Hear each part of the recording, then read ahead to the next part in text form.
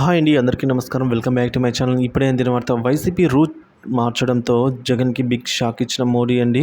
పూర్తి వివరాలు ఏంటో ఈ వీడియోలో తెలుసుకుందాం. వీడియోని ఎక్కడే కానీ స్కిప్ చేయకుండా ఎండ్ వరకు చూడండి. అప్పుడే పూర్తి ఇన్ఫర్మేషన్ అర్థమవుతుంది.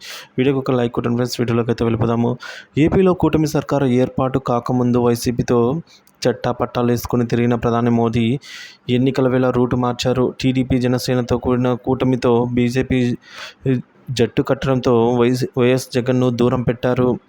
దీని ప్రభావం ఇప్పుడు పార్లమెంట్లో కనిపిస్తోంది. లోక్సభలో 4, రాజ్యసభలో 11 మంది ఎంపీలు కలిగిన వైఎస్ జగన్ నేతృత్వంలోని వైసీపీ ఇప్పుడు ఓ కీలక బిల్లుకు అయితే మోకాలు దీంది.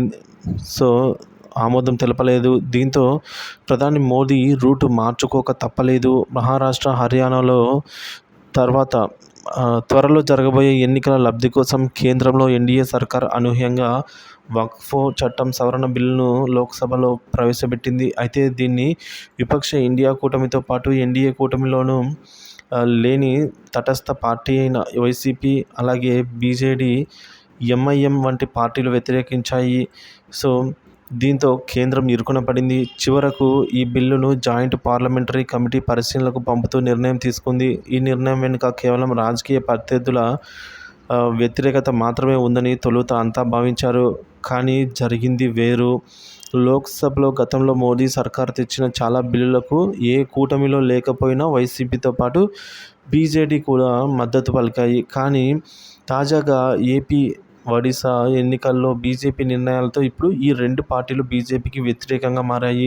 ఈ నేపథ్యంలో నిన్న లోక్సభలో ప్రవేశపెట్టిన వక్ఫ్ బిల్లును వైసీపీ తీవ్రంగా వ్యతిరేకించింది. అయినా లోక్సభలో ఎన్డీఏకి వచ్చిన ఇబ్బంది ఏమీ లేదు. కానీ రాజ్యసభలో మాత్రం ఎన్డీఏ మెజార్టీకి 12 మంది ఎంపీల దూరంలో ఉంది. అదే సమయంలో గతంలో పలుమార్లు మద్దతిచ్చిన 11 ఎంపీల వైసీపీ, అలాగే 9 ఎంపీల బీజేడీ దూరమయ్యాయి. బీజేడీ సంగతి ఎలా ఉన్నా వైసీపీ మద్దతు లేకపోతే మాత్రం రాజ్యసభలో వక్ఫ్ బిల్లు నెగ్గించుకోవడం కష్టమే. అందుకే వ్యూహాత్మకంగా ఈ బిల్లును రాజ్యసభ ఎన్నికలు అయ్యే వరకు జేపీసీకి అయితే పంపింది కేంద్రము.